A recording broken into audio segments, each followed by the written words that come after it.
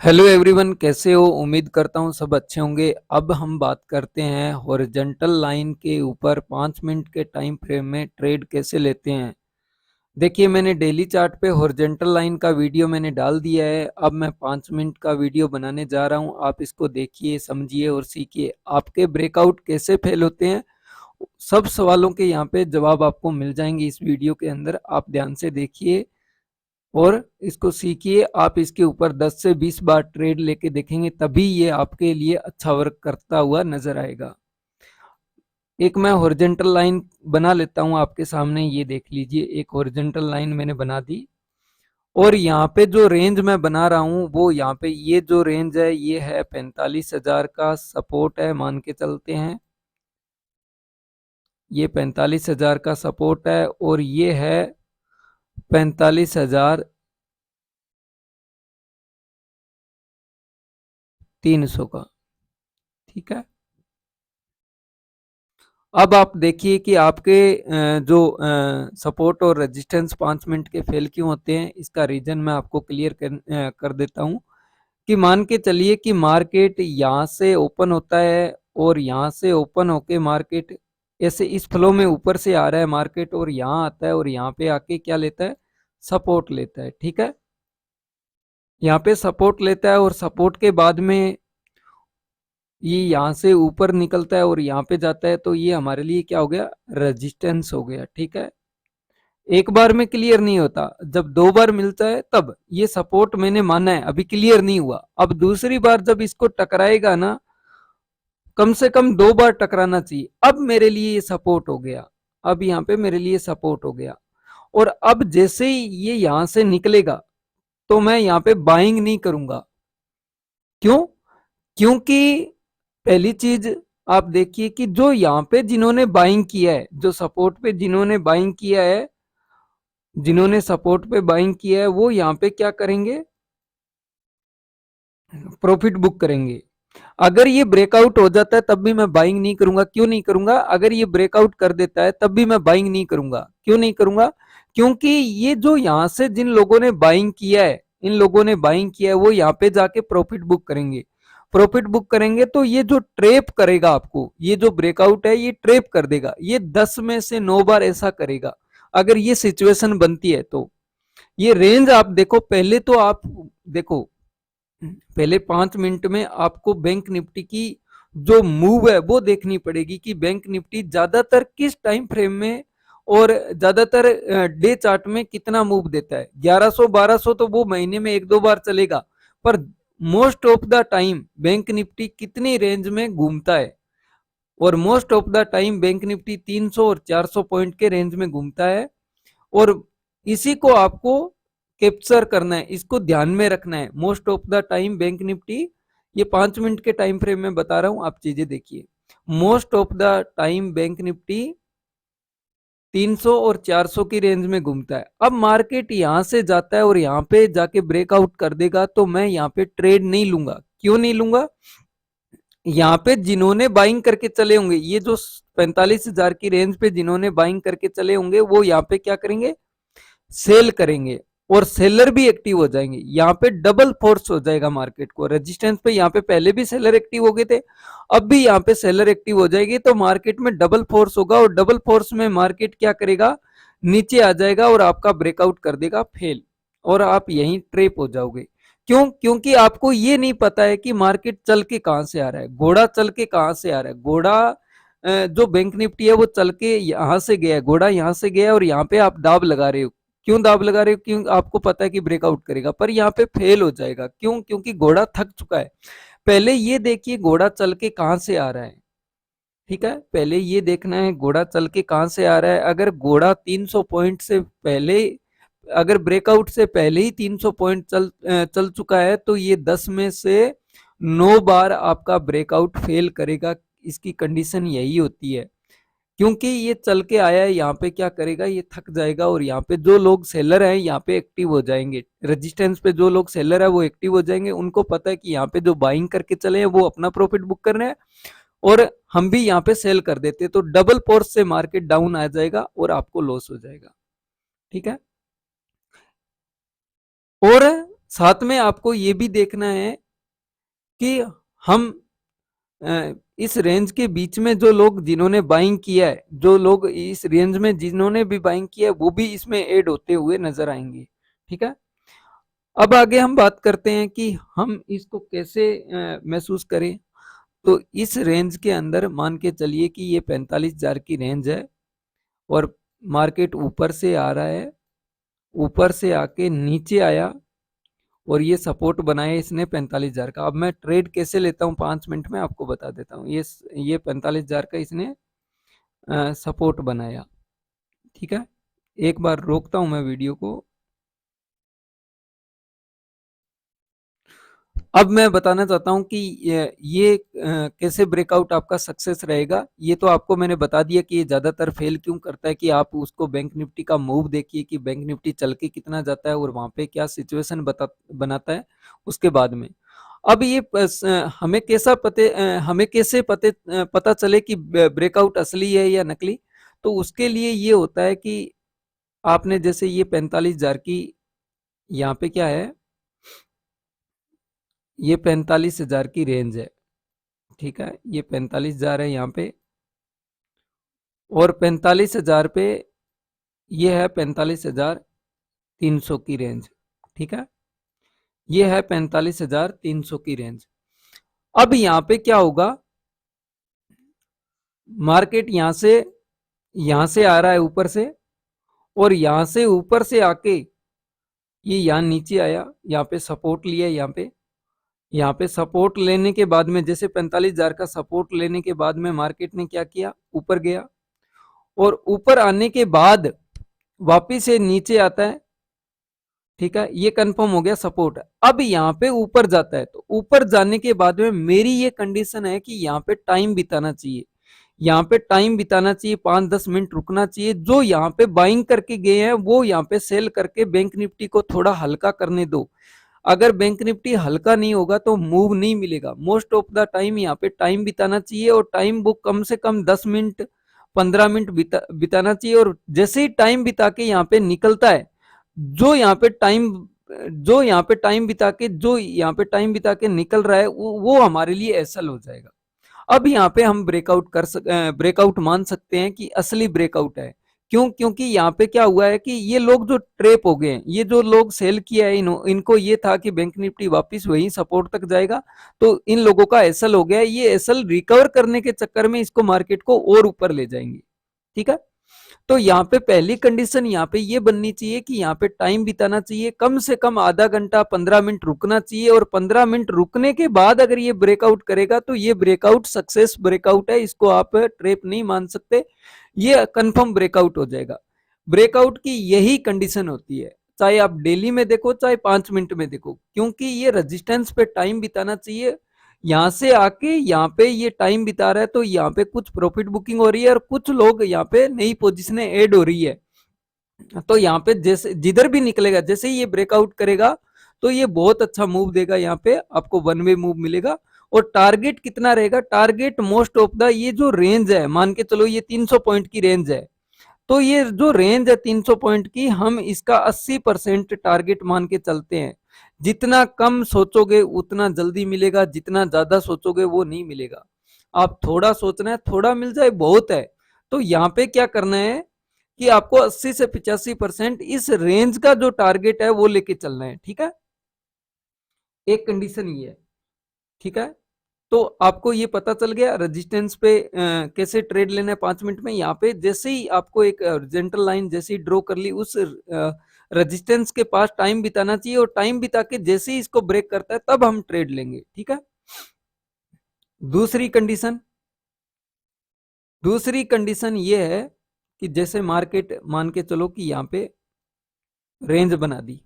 ठीक है, मैं सारी चीजें आपको बताऊंगा, धीरे धीरे आप चीजों को सीखिए, समझिए, और अपने ट्रेड लेके इस पे देखिए, तभी ये चीजें क्लियर होगी। अब यहाँ पे रेंज बनाई है और यहाँ पे ये ब्रेकआउट कर दिया। ठीक है, और ये जो हाई है ये है 45,000, ये जो रेजिस्टेंस लेवल है 45,300 का है, और ये 45,000 का है। ठीक है,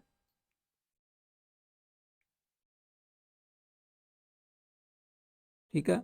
और यहाँ पे इसने जो डायरेक्ट इसने ब्रेकआउट कर दिया, ये जो हाई है, हम यहाँ पे डायरेक्ट तो बाय करेंगे नहीं, यूं आए यूं गया, हम बाय नहीं करेंगे।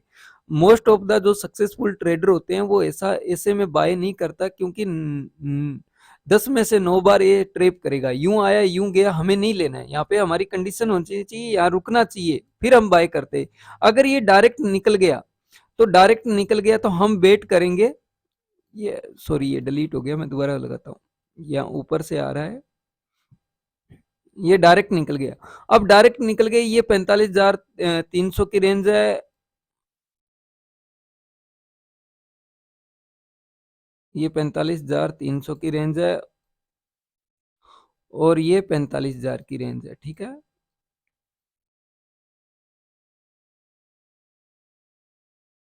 और ये यहां से ब्रेकआउट कर देता है इस रेजिस्टेंस लेवल का। अब ब्रेकआउट करने के बाद में इसने जो हाई लगाया है वो लगाया है, आप मान के चलो 45,450 का। ठीक है। अब ये नीचे आता है, और नीचे आता है जब ये रेजिस्टेंस का ब्रेकआउट हो जाता है तो ये क्या बन जाएगा, सपोर्ट।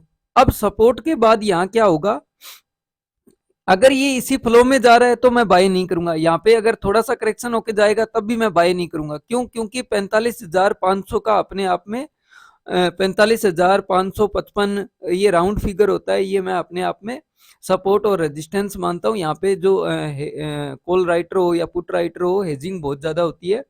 तो यहाँ पे मेरी जो कंडीशन होगी बाय करने की वो ये रहेगी, मोस्ट ऑफ द टाइम क्या रहेगा, ये 44,550 ये हाई लगाया है, तो यहाँ पे क्या होगा, कॉल राइटर एक्टिव हो जाएंगे। यहाँ पे कॉल राइटर एक्टिव हो जाएंगे, और यहाँ पे क्या होगा कि ये ज्यादातर इस ब्रेकआउट के पास यहाँ पे आके ये टाइम बिता के ये डाउन ही निकलेगा। अगर ये अप साइड में निकलता है तब भी मैं बाय नहीं करूंगा। क्यों? क्योंकि मुझे पता है कि यहाँ पे कॉल राइटर बैठे हुए हैं। क्या पता है मुझे, ये कॉल राइटर बैठे हुए हैं, ये कॉल राइटर मार्केट को ऊपर नहीं जाने देंगे। यहाँ पे मेरी जो कंडीशन ये होगी, यहाँ पे अगर ये ऊपर निकलता है तो मेरी जो कंडीशन ये होगी कि ये कम से कम 45,580 का हाई लगाए।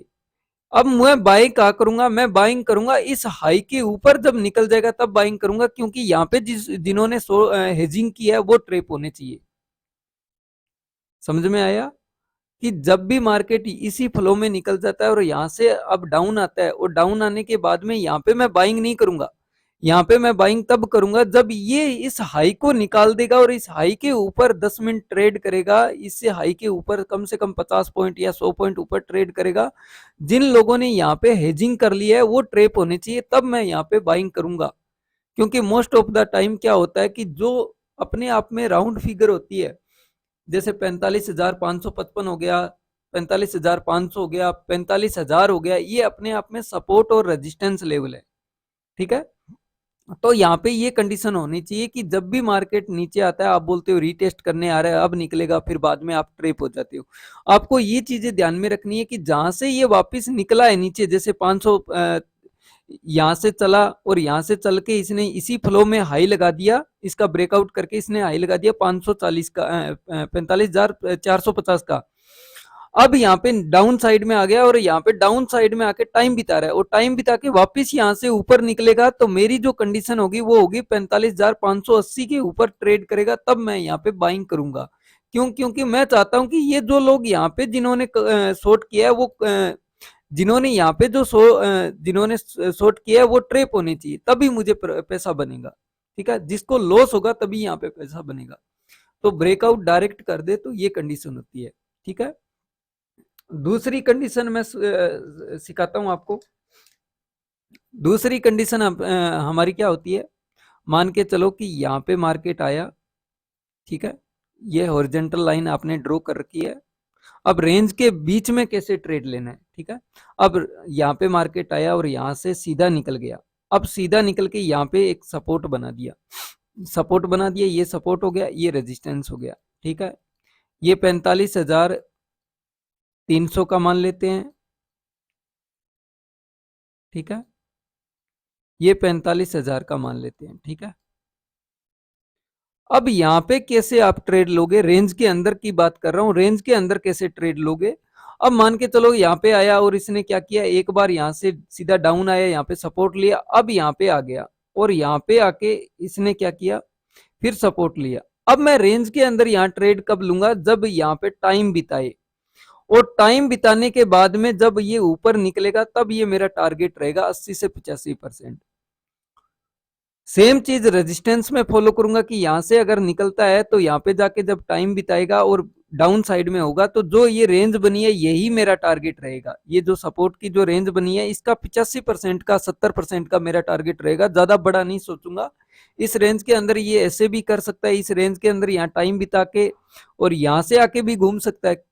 तो आपको 70 से 85% का टारगेट अंदर रेंज के अंदर लेना है। ये रेंज अगर 300 की है तो ठीक है, अगर ये रेंज 300 की है तब की बात कर रहा हूं। यहाँ पे टाइम बिता के, यहाँ पे अगर टाइम बिता के निकलेगा तब मैं ये सोचूंगा कि ठीक है मैं रेजिस्टेंस लेवल पे जा सकता हूँ। यहाँ पे अगर टाइम बिता के निकलेगा तो मैं ये सोचूंगा बाइंग कर लूंगा। इधर अगर ऊपर साइड में ब्रेकआउट करेगा तो मैं यहाँ रेजिस्टेंस के 70 से 80% का टारगेट लेके चल सकता हूँ, यहाँ पे मैं बाइंग कर सकता हूँ।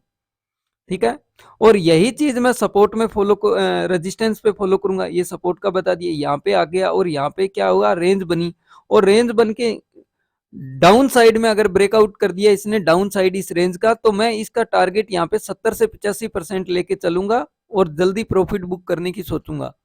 ठीक है, मुझे ये नहीं पता है कि ये यहां से भी घूम सकता है, ये मुझे आइडिया नहीं है, तो मैं इसलिए टारगेट इस रेंज में छोटा सा लेके चलूंगा 70 से 85% का। ठीक है, अगर ये रेंज 100 पॉइंट की बने तो अब हम बात करते हैं, अगर ये रेंज के अंदर की ट्रेड मैंने लेना आपको बता दिया कैसे करना है। अब रेंज अगर ये 100 पॉइंट की हो तो, अगर ये रेंज 100 पॉइंट की है तो अब मान के चलते हैं ये 45,100 है। ठीक है, और ये 45,000 है। यहां पे अगर ये रेंज बनी है तो मैं यहाँ पे डायरेक्ट बाय कर लूंगा।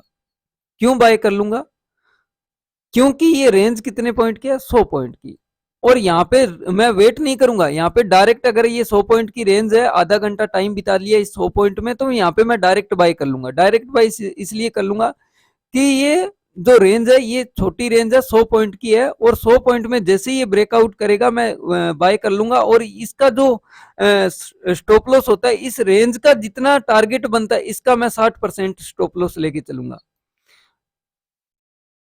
इसका जो स्टॉप लॉस है मैं 60% लेके चलूंगा इस रेंज का, मतलब मान के चलो कि मेरा स्टॉप लॉस यहाँ होगा।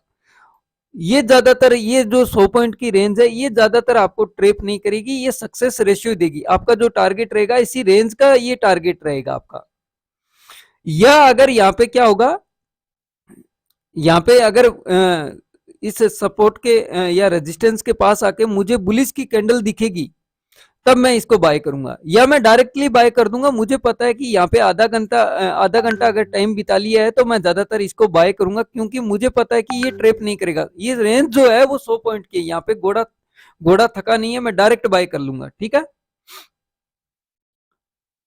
और जो टारगेट मैं रखूंगा इस रेंज का 60%, जो इसके रेंज के अंदर की दूरी है वो 60% की, वो टारगेट मैं रखूंगा। ठीक है, अब मैं यहाँ पे एक चीज और लास्ट की और चीज मैं बता देता हूं।